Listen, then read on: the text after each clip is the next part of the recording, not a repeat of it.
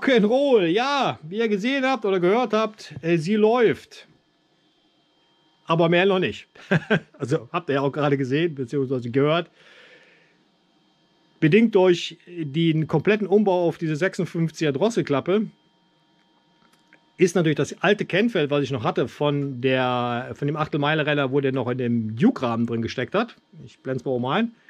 Eigentlich komplett für den Arsch. Das kann ich jetzt nur als Basis nehmen und muss ich mich jetzt da langsam hochhangeln, weil wir jetzt 4 mm größere Drosselklappendurchmesser haben. Wir sind ja von damals von 50 auf 52 und sind jetzt auf 56. Der Motor in seinen Basiskomponenten, Nockenwelle, Kolben, Durchmesser, Hub und so weiter ist ja identisch, hat jetzt aber eine Batteriezündung.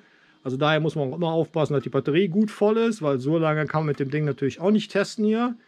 Und ich habe mich entschlossen, das Fahrzeug hier nicht auf der Rolle zu starten. Der Dynojet hat hier auch einen externen Starter über die Rolle, weil das dauert viel zu lange, bis das Ding erstmal vernünftig anspringt. Und dann ist man ständig am Rumhantieren. Das geht auf die Kette, auf die Abtriebswelle und auf die Ruckdämpfung und so weiter. Daher habe ich erstmal wieder einen Anlasser eingebaut, den ich jetzt extern mit einem Batteriepack immer bestrome kurz, bis das Ding anspringt und dann ist gut. Ja?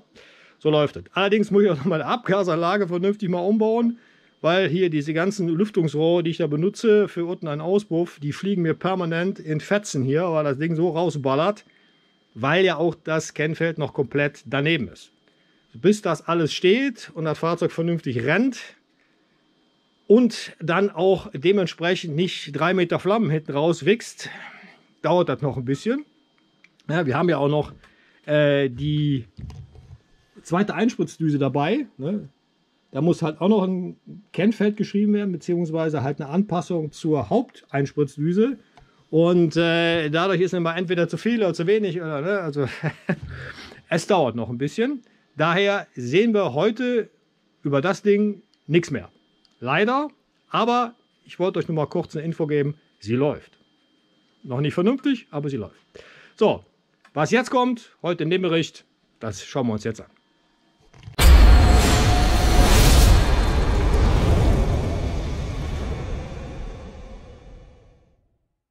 So, dann gehen wir mal rüber zur Werkbank und da liegt das, was ich eigentlich machen wollte. Und ihr wisst, wenn ich wieder eigentlich sage, ist das wahrscheinlich wieder in die Hose gegangen. Also ein bisschen.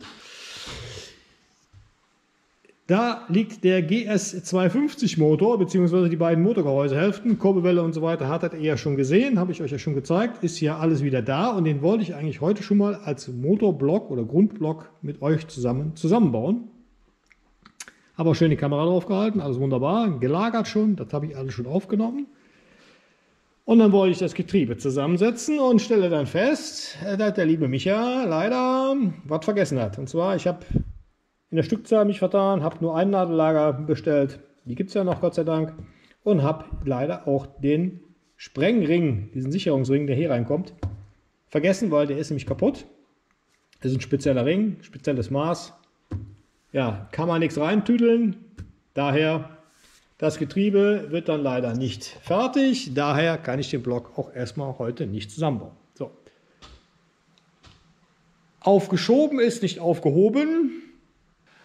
Aber es ist ja nicht so, als hätten wir nichts, was wir zeigen könnten, denn ich habe hier gerade mal wieder was Kurioses liegen. Ihr seht, ich habe schon meine Kamera aufgebaut hier.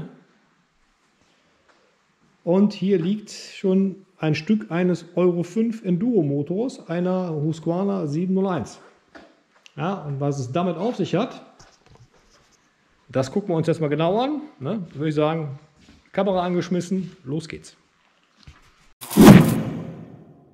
So, kurz zur Historie von dem Fahrzeug. Also der Kunde ist Erstbesitzer, gekauft 2021, ist auch ein Modell 21, dann halt 10.000 Kilometer problemlos gefahren, 10.000er Inspektion hat machen lassen und ein paar tausend Kilometer nach dieser Inspektion ging es dann so langsam schleichend los, dass halt dieser Wasserverlust immer startete, immer fehlte ein bisschen was ne, und hat er mehrmals bemängelt.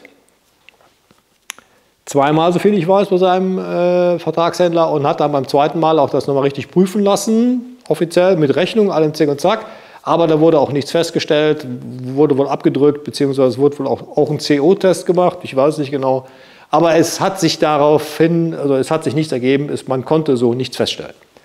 So, daraufhin hat er gesagt, nee, habe ich keinen Bock mehr drauf, ne? Das Moped zu uns, mach den auseinander, guck mal mindestens oben rein. Jetzt liegt er komplett hier, könnt ihr euch schon vorstellen, was dabei rausgekommen ist. Dementsprechend gucken wir uns das jetzt mal genauer an. So, als Startsequenz zeige ich euch mal das Handyvideo, was ich dem Kunden dann zuerst geschickt habe. Da seht ihr schon, was da auf uns zukam, auf mich zukam, ne? Alles verschlammt.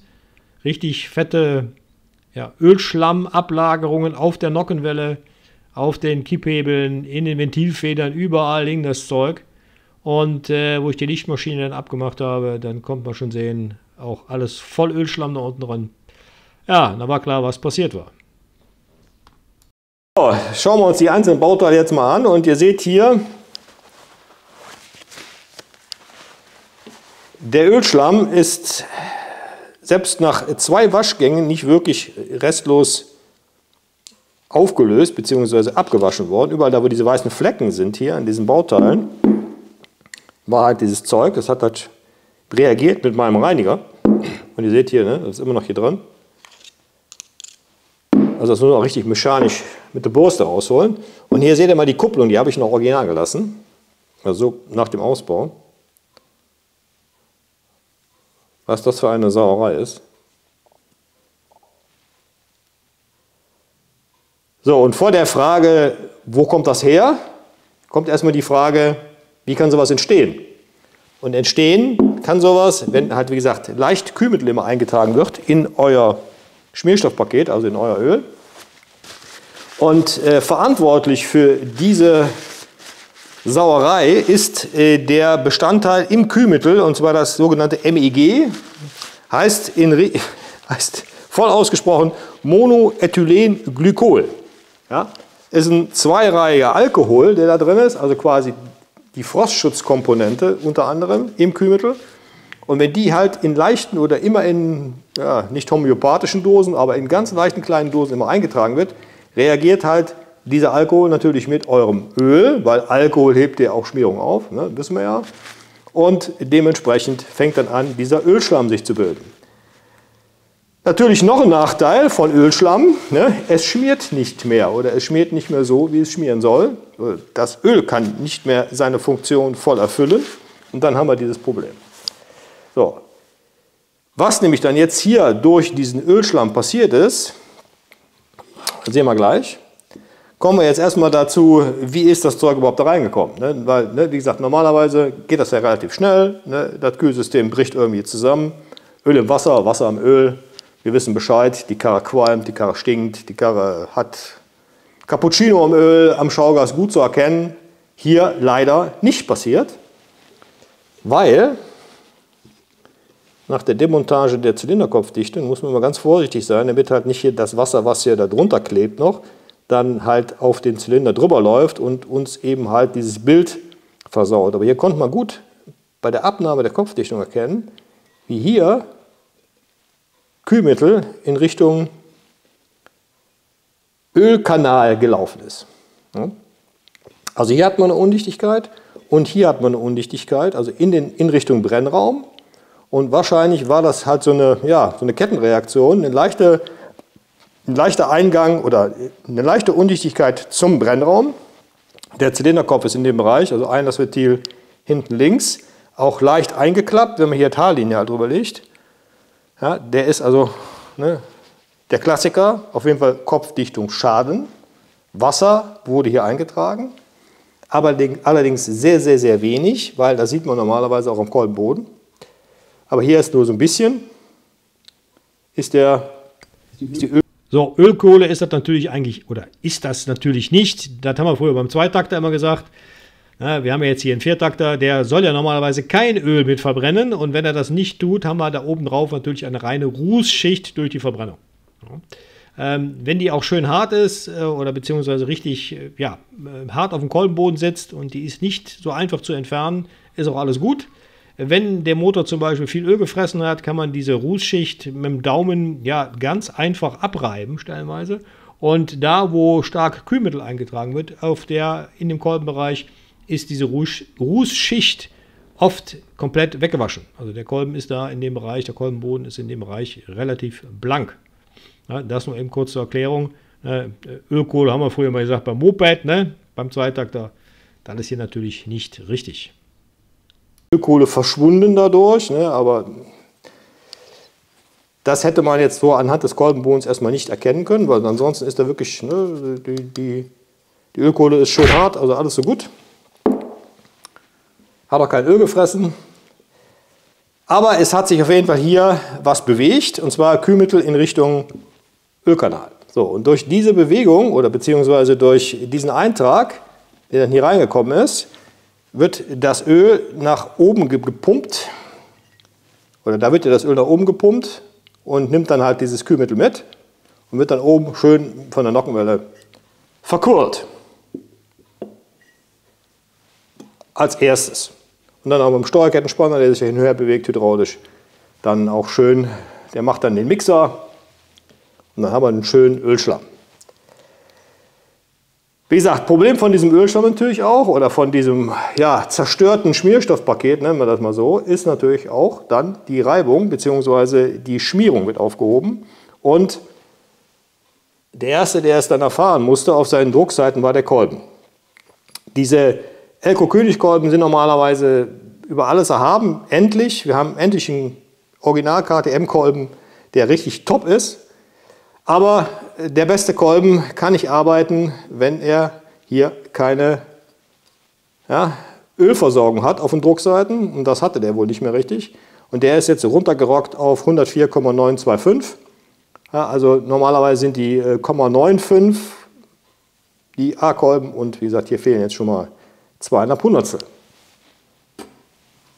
Der Zylinder hat es Gott sei Dank noch überlebt, da sind wir bei 105,01, also den kann man wiederholen, das ist kein Thema. Aber wie gesagt, der Kolben ist durch, bei 21.000 Kilometern, bedingt halt durch diesen Ölschlammeintrag. So, da haben wir gedacht, ja gut, ist scheiße passiert, ne, wie das halt so ist. Wir machen den Kopf frisch, planen da mal über, geholt frischen Kolben rein, alles sauber machen, fertig. So.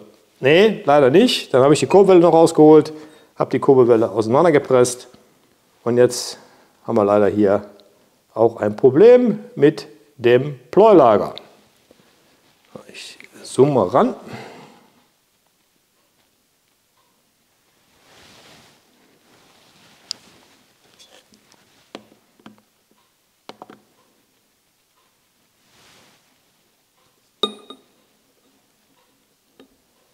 Ja, hier kann man es, glaube ich, gut erkennen.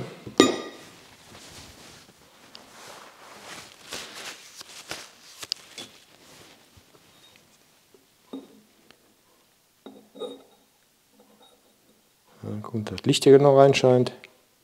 Ja, da seht ihr schon, hat angefangen, das Gleitlager zu fressen. Also wenn wir den hätten so weiterfahren lassen, mit dem Zylinderkopf oben frisch gemacht.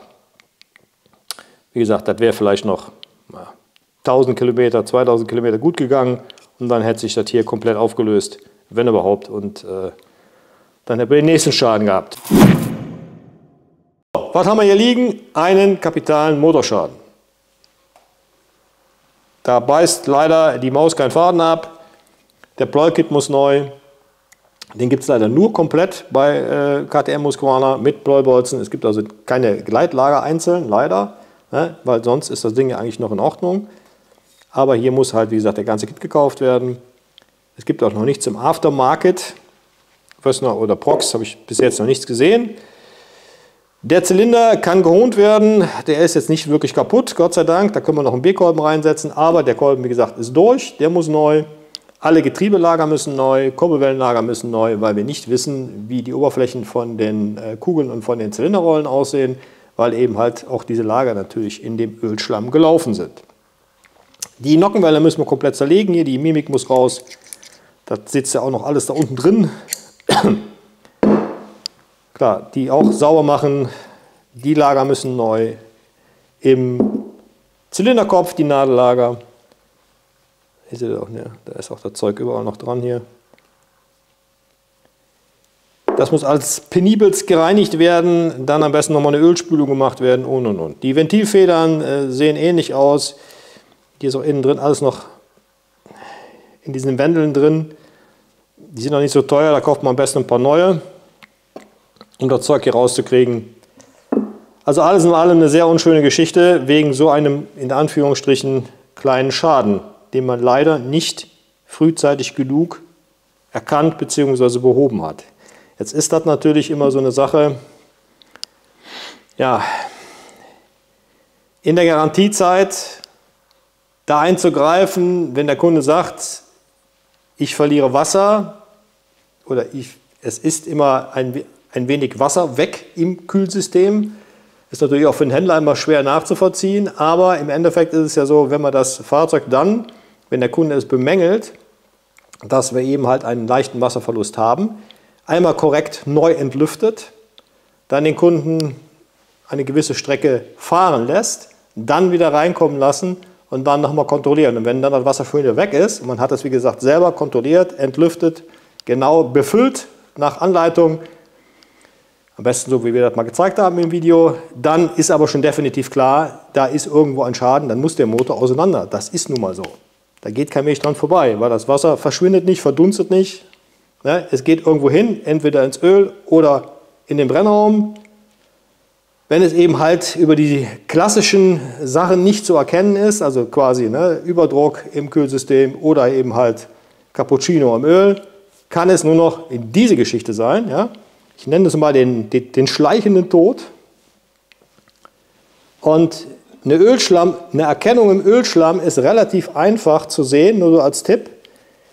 A, sind die Siebe immer so ein bisschen verschmiert, was auch nicht normal ist bei einem normalen Ölwechsel. Und wie gesagt, ihr habt ja gerade gesehen, oder hatte ich ja vorhin eingeblendet, im Bereich der Lichtmaschine, wenn man die runterzieht, da ist immer als allererstes sitzt da unten dieser Schlamm drin. Und hier in den Wicklungen, weil das bleibt hier schön hängen. Wenn man die Lichtmaschine runterzieht und dann sieht man schon dieses Drama, weiß man, was die Stunde geschlagen hat. Das nur so als Tipp. Gut, ja, kommen wir zum Fazit. So, jetzt kommt die große Frage, wo kommt denn oder wodurch ist denn diese Undichtigkeit entstanden? Und da kann man natürlich jetzt auch nur spekulieren. Es gibt also zwei Haupttheorien, nenne ich das mal. Also A, erstens die Kopfdichtung. Ja, das also diese Zylinderkopfdichtungen sind ja dreilagig, die werden ja vernietet. Und das eben halt in dem Produktionsprozess, die werden ja zu Hunderttausenden hergestellt am Stück, dass vielleicht bei der Vernietung irgendwas hier in dem Bereich drunter gekommen ist. Das kann ja passieren. Und dann dementsprechend sich diese Geschichte dann durchgearbeitet hat nach zigtausend Kilometern und dann eine Undichtigkeit hervorgerufen hat. Das wäre die erste Möglichkeit. Oder eben halt, dass sich zum Beispiel, die zweite Möglichkeit, die Zylinderkopfschraube hinten links gedehnt hat, bzw. überdehnt hat. Die Schrauben werden auch in Riesenstückzahlen hergestellt, diese Dehnschrauben. Die werden ja vorgespannt, die darf man ja auch nur einmal benutzen. Allerdings konnte ich nicht feststellen bei der Demontage, dass die hinten links lockerer war als die restlichen Schrauben. Ist bei den Schrauben aber trotzdem ein bisschen schwierig zu erkennen, aber trotzdem wäre das auch möglich.